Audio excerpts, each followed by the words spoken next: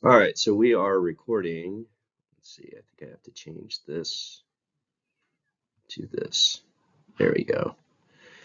And what we're going to do is we're going to just run through most of what we did the last time, but I'm going to give you more evidence that aligns with the standards. And then what will happen next week is you will actually go through the evidence and decide whether my evidence is actually applicable to the standards.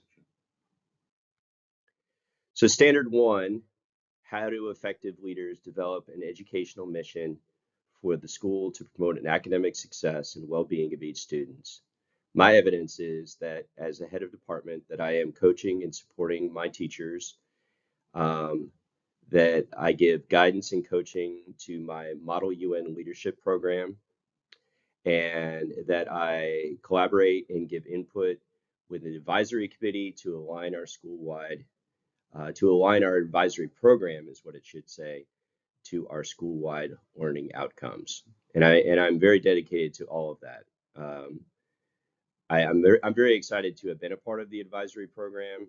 I really feel like once the buy-in becomes part of our culture, I think it can have a benefit. And then something else we'll be talking about is the service learning project. And when we add that component, I think that the advisory program will definitely find even more traction.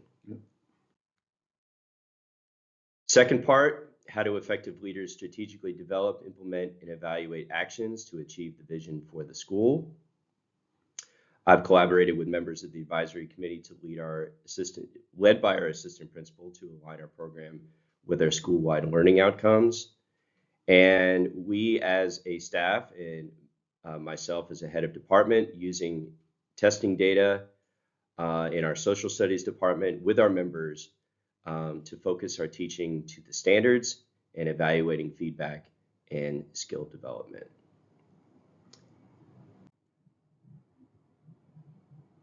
How do effective leaders strategically develop, implement, evaluate actions to achieve the vision for the school? Communication and feedback from parents, that is something that you definitely helped me with immensely. It's been unbelievably successful. Staff feedback regarding advisory creation and procedures. We have continuously surveyed and continue to gain feedback, and collaboration among teachers and leaderships to refine standards-based teaching and learning with our assessment practices. And that's currently what we're doing with our curriculum review cycle. Standard two, ethical professional norms. First part of that, how do effective leaders act ethically and professionally in personal conduct, relationships with others, decision making, stewardship of the school's resources, and all aspects of school leadership. I seek feedback from stakeholders in my teaching and assessment practices. I regularly talk to and gain feedback from my students and my parents and my fellow teachers. Working with the athletic program to create stakeholder feedback and leadership opportunities for student athletes. One of the things I've been doing with my basketball program is I have a captain's lunch every Monday where I sit with the seniors and the juniors, and we talk about how we can improve not only as a team but as leaders in the community. Collaboration and gaining feedback with members as to how to best serve our school and community. I've talked to you about that, and I've also talked to Dr. Swan about that. And I think that that's one of the ways that post-COVID we're really moving as a school, is how to be more involved in the community. Continuing in standard two, how do effective leaders provide moral direction for the school and promote ethical and professional behavior? Well, obviously, not obviously, but I take seriously the code of conduct. I also take seriously my role model for students and staff members. Meeting with and leading the Model UN program has been very much an honor and something we continue to strive to improve. And then my role as a as a head coach in the boys basketball team and a leader in the athletics program has also been something that I've taken very seriously. And I'm also stepping forward to embrace leadership opportunities, promoting professional and ethical behavior. And that is basically why I'm in this program. How do effective leaders demonstrate ethical responsibilities towards issues related to special education and social justice? This was a little bit of a challenge for me, and I had to think about this, but I feel like I do have some good evidence here. Collaborate with support services to better ensure educational equity. I have on numerous occasions met with and talked with Stephen Cairns. I've also met with Dr. Canada about how to best serve particular students that are in my class. Embracing and upholding values of autonomy for each student. I make sure that my students feel safe. That is part of my survey that I give them is, do they feel safe? Do they feel valued in the class? And then in modeling appropriate behavior in and out of the classroom, make sure that I'm doing my best to try to support each student and staff member. That's going to be a little bit of a challenge for me to try to come up with evidence for that, but I'm sure that I can figure something out. Any comments on any of that so far? Yeah. So I would say you are not talking about your head of department role enough Hmm. in relationship to the different standards. So, for instance, when it talks about stewardship of school research, that kind of thing, curriculars, Mm-hmm. making that, overseeing that and making sure the department has all the needs that they have and that kind of thing, certainly goes down that path. and and think about the impact that you're having on adults. So you're talking about a lot of good things about what you do with students, Mm-hmm. which is obviously phenomenal, and it's a good thing. But then start reflecting on in your roles in the athletic department as a head of department for social studies. How are you then also doing those same things with the adults? Mm. Yeah, that is true. When I reflect on what you're saying, I do have several adults coming up to me saying like, I really appreciate the way Mr. Sanchez has come up to me and said, I really appreciate the way that you hold your athletes accountable, and it inspires me. And he's collaborated with me on particular students. Can I support him in what he's doing? Maybe he has one of my basketball players is not. Um, Giving the best version of himself every day. Can I talk to him? Can I send him to you? And absolutely all the time. So yeah, that's a very good point. Because actually, when you think about administration, you really are coaching teachers. Yeah, that's very true. And so a lot of those skills are transferable. And so when you are kind of going back and thinking of evidence and those kinds of things, um, think in those terms. Okay. All right. I'll take that to heart. Thank you. Yeah. All right. So school improvement plan timeline. I was supposed to have given evidence on this, and I feel like where we are with certain things. Goal 1, understand, support, and act on the purpose statements and school-wide learning outcomes. All kinds of evidence here. The advisory committee is moving forward to align our advisory program with each of the Swallows. We are currently on the 3rd unit, and we are seeking feedback on that. And we are also working to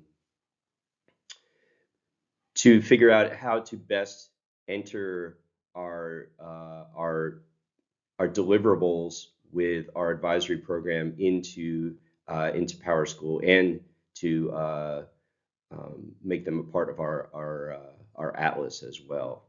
And that's being worked out. That was part of our last meeting as to how are we going to assess our students with their participation in the advisory program. Standard 2, data to inform and influence decision-making instruction. That is very much at the forefront of where we are in our professional life outside of the classroom right now. We're in the process of um, populating a very important document as far as our curriculum review cycle.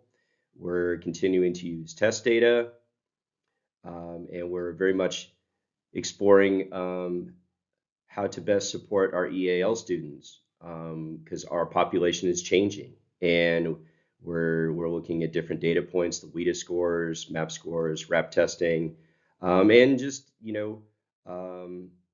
anecdotal data, like what are the teachers seeing, what are our challenges. So that is all part of how we are um, using data to influence our decision making. Learning beyond the classroom, our service learning plan is moving through. We do have a service learning committee, and we're gathering ideas for more widespread and appropriate opportunities, is what it should say. Our athletic teams are regularly traveling for competitions, and that is a very exciting part of post-COVID life at our school right now. And clubs and ASAs are seeking further opportunities to not only travel, but to work within our community and work with our community. So that's all very exciting. And then the plan for the needs-based staff orientation program. I will be surveying and seeking feedback from the most recent cohort to see what their recommendations might be. I'm also working with human resources to put myself in touch with the new hires as they come on board. And then I will be sharing data with leadership of what we learned of our previous orientation practices and build recommendations as to how to move forward. Any feedback on any of the standards so far? No, I think you're pretty much spot on there. We certainly have more to do in terms of we do a lot of beyond the classroom activities, but when it comes to service learning, we haven't defined what that means for our community. So that's something as you continue to work with the advisory committee would be important to kind of finalize what does that look like, what does that mean, and just kind of get some systems in place. Things like when do you get service hours? What are the components for that? What are the requirements for it to meet service learning opportunity, and what are the reflection pieces that are tied to that, so that it really is about not just fundraising or hosting one event. Service learning is about the impact that it has on both the people that you serve, but the people who are also serving. And, really honing in on that to make sure that, it's not just about, oh, we gave, because we have a very affluent student population. So it's easy for them to just donate, do something for one time and feel like they've done something meaningful. So kind of not only creating a relationship with the people that you're serving, but also kind of creating the culture of a continuous cycle, much like some of the better service learning practices that you see in the United States within like a church culture. We're always going to do the Appalachian Service Project. This is something that we do every year. This is who we are, and okay. You're building connections. Because if you just hand out something to someone in the community, you really haven't helped them, and you may have even enabled them, right? And so if you're not actually able to help them get back off their feet so that they're able to do for themselves, then what service have you provided? Yeah. Right. So getting our kids to begin to understand it, but also I have lots of times teachers go, can I give kids service hours? They help put the movie night together. Like, tell me more. right? Oh, they put that together because they wanted to raise some money for Auntie Wong's. Okay, tell me more. Mm-hmm. Uh, that's it. They popped in something that was, a video that was streamed, and that's all they did, Mm-hmm. and they collected money, Mm-hmm. right? And teachers think that was service. Mm-hmm. So not just the students, Yep. but working with the team to come up with policies and procedures of how Mm-hmm. that would get you to that standard. And have clear definitions of what the aspects are. Yeah. And also what it means to be a sponsor, like from the for the teacher's point of view. Like I'm not even crystal clear on what would go into chaperoning some type of event like that. Like to what level of responsibility do I have? Is it just like a normal field trip, or is there more to it? Because you're engaging with people that you don't really know, so that's a mystery side of it as well. And so yeah, working with Paul, with that, there is some guidelines that were put in place, and I want to say we were in draft form. I want to say it's been ratified, but I can't say for sure. Yeah.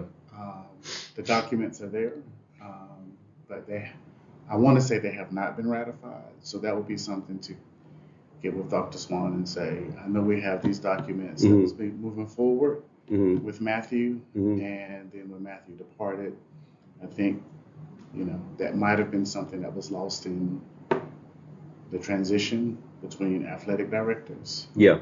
So, and we have a big service project coming up in June, so that'll be Okay. good to have those things in place.